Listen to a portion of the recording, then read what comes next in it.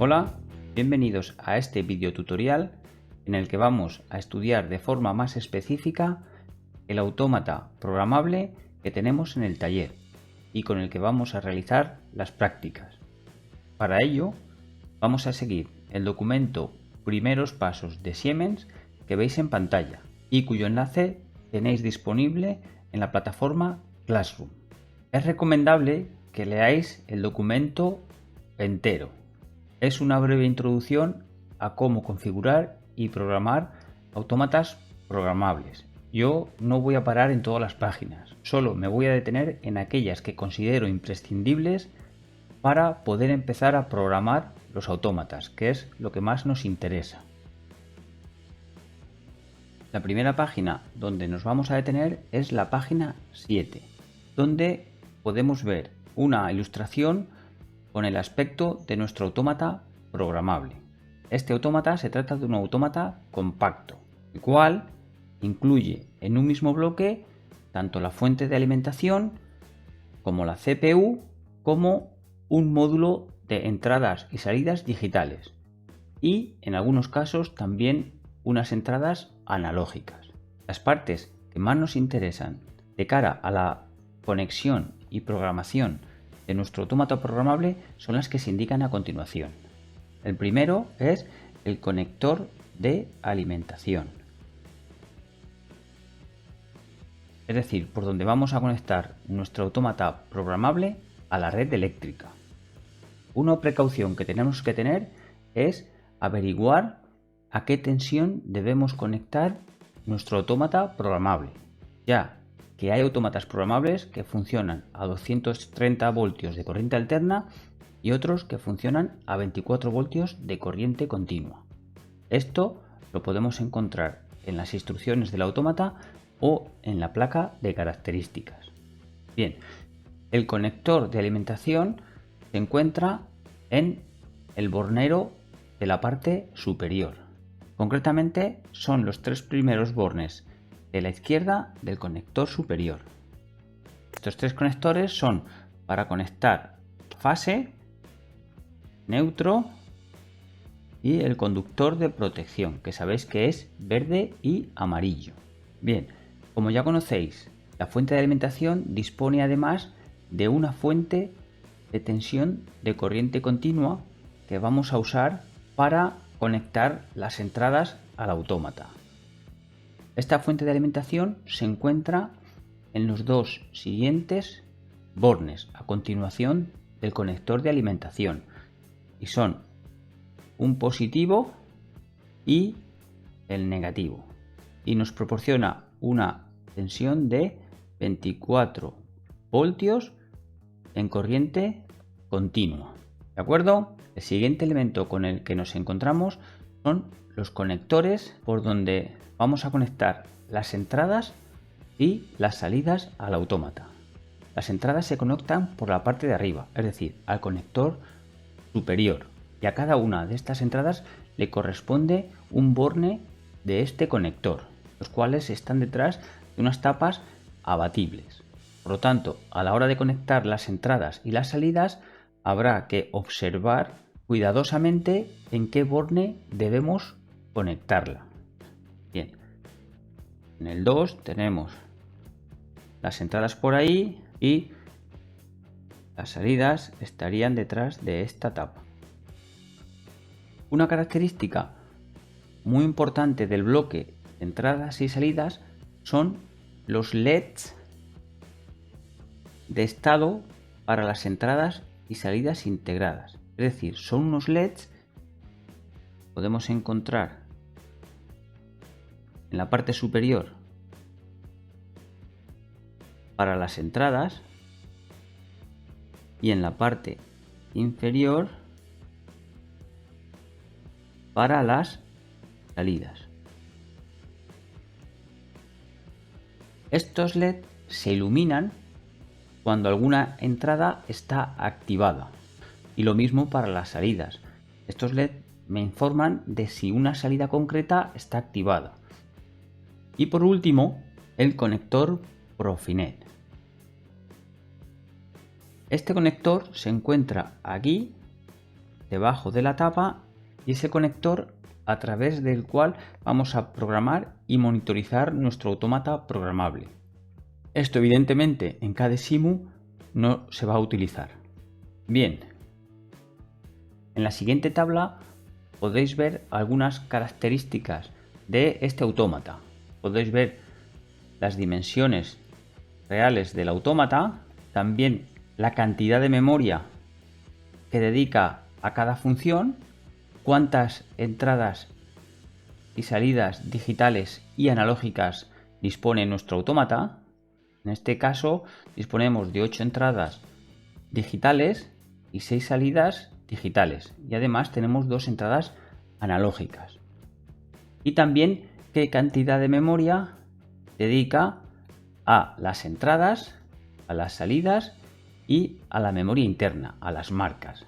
Recordáis que para acceder a la memoria de entradas debemos poner delante la letra I. Para acceder a la memoria o para acceder a un bit de la memoria de salidas debemos utilizar antes la letra Q y al área de memoria interna o marcas la letra M. ¿De acuerdo? Bien. La siguiente página en la que nos vamos a detener es la página 9. El autómata programable dispone de varios modos de funcionamiento. El más característico es el modo Run, en el que se ejecuta el programa que hemos diseñado. Durante este modo de funcionamiento no puedo cargar ningún programa ni modificar ningún programa. Debo detenerlo, pasarlo a modo Stop y entonces puedo modificar el programa interior que tenga. Y una vez haya terminado, tengo que volverlo a poner en modo Run. Estos modos operativos se cambian a través de software, en este caso a través del software TIA Portal.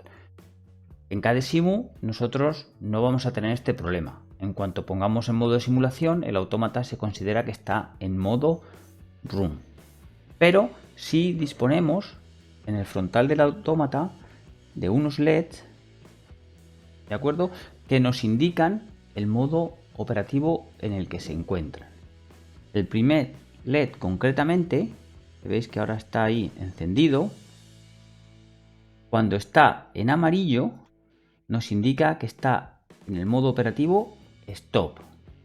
Sin embargo, si ese LED está en verde, nos indica que está en modo Run, es decir, que se está ejecutando el programa. Si nos lo encontramos en forma intermitente, indica que el autómata está arrancando. Esto ocurre cada vez que lo conectamos por primera vez a la red o le proporcionamos la alimentación. En la página 10 del manual hace una breve introducción a los datos digitales con los que trabajan los autómatas programables y que recordáis que eran los bits, bytes, palabras y dobles palabras. Bien, como indicamos, un bit es la unidad de información más pequeña en un sistema digital y un bit almacena dos estados posibles, como vimos: 0 o falso, 1 o verdadero. Un interruptor de luz es un ejemplo de un sistema binario con solo dos estados. El interruptor de luz determina el estado encendido o apagado y este valor se puede guardar en un bit. El valor digital del interruptor de luz responde a la pregunta: ¿está encendida la luz? Si la luz está encendida, verdadero. El valor es un 1. Si la luz está apagada, falso. El valor es falso. ¿De acuerdo? Los bits se agrupan en conjuntos de 8 bits y a ese conjunto o grupo de 8 bits se denomina byte. Cada casilla sería un bit, ¿de acuerdo? Y el grupo de 8 bits, del 0 al 7, es un byte. Si agrupo 2 bytes, obtengo una palabra. Si agrupo 2 palabras, tengo una doble palabra. ¿De acuerdo? Bien, en la página 13 explica cómo pasar del esquema de mando del automatismo que he diseñado al programa de usuario para que ese automatismo haga lo mismo. Lo primero que debemos hacer es girar 90 grados nuestro esquema de mando, de tal manera que la fase que me quede a la izquierda y el neutro se me quede a la derecha, porque los programas de autómatas programables en el lenguaje de contactos se programa de izquierda a derecha y de arriba a abajo. Y en la página 14 tenéis un ejemplo, cómo convertir el esquema de conexiones o circuito eléctrico en instrucciones COP. Recordaros que era el lenguaje de programación en forma de contactos eléctricos. Y ahí tenéis un ejemplo que conocéis bien. Marcha paro con realimentación. Tenéis S0, pulsador de marcha, S2, pulsador de paro y un contacto auxiliar de la bobina K sub 0 en paralelo con el pulsador de marcha. ¿Cómo se traduce esto a diagrama de contactos? Esto sería el programa correspondiente al marcha paro con realimentación. Dispongo de un contacto normalmente abierto asociado al pulsador de marcha, un contacto normalmente cerrado asociado al pulsador de paro, una salida asociada a la bobina del contactor que yo quiera gobernar y en paralelo en el pulsador de marcha un contacto auxiliar normalmente abierto de la propia bobina. Bien, como podéis leer en esa misma página, la lógica de control digital utiliza ceros y unos. En un circuito eléctrico, el flujo de corriente determina el estado binario. Si la corriente fluye, el estado es 1. En caso contrario, el estado es 0. Por ejemplo, un contacto normalmente cerrado permite que la corriente fluya. En este caso, el estado del circuito es 1. Un contacto abierto o un contacto normalmente abierto no permite que la corriente fluya. En este caso, el estado del circuito es 0. Es decir, lo que estamos diciendo es trabajar siempre con lógica positiva, de forma que cuando consultamos una entrada, un sensor conectado a una entrada, si tengo 24 voltios en la entrada, digo que la entrada está a 1. Sin embargo, si tengo 0 voltios, está a nivel bajo o está a 0. ¿De acuerdo?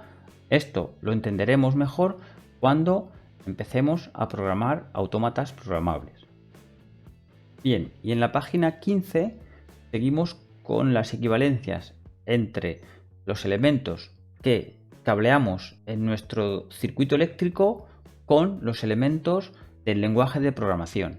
En la página anterior hemos visto que un contacto normalmente abierto equivalía a este símbolo en el lenguaje de programación COP del autómata programable. Pues el contacto normalmente cerrado que nosotros colocamos en nuestro circuito de mando equivale a este otro símbolo, que como veis es igual que el anterior, pero con una barra inclinada que indica que el contacto es normalmente cerrado o está cerrado. El siguiente elemento que disponemos es la bobina que usamos en nuestro circuito eléctrico, pero también aplica a pilotos de señalización. ¿De acuerdo? Todo lo que sea una salida se representa por dos paréntesis en el lenguaje de programación COP. Además, el lenguaje de programación me permite conectar una salida negada. Y esto quiere decir que esta salida va a estar en el estado contrario al que debería estar. Por ejemplo, si en esta de aquí, en la número 1, tengo una lámpara conectada, cuando esta bobina se active, la lámpara se encenderá. Cuando se desactive, la lámpara se apagará. Si en lugar de eso utilizo la bobina negada 2, cuando le llegue alimentación a esta bobina, la bombilla se apagará. Es decir, cuando esta salida, esta bobina se active, la bombilla se apaga. Y cuando vuelva a reposo, la bombilla se enciende. Es decir, el comportamiento contrario a la bobina anterior. ¿De acuerdo?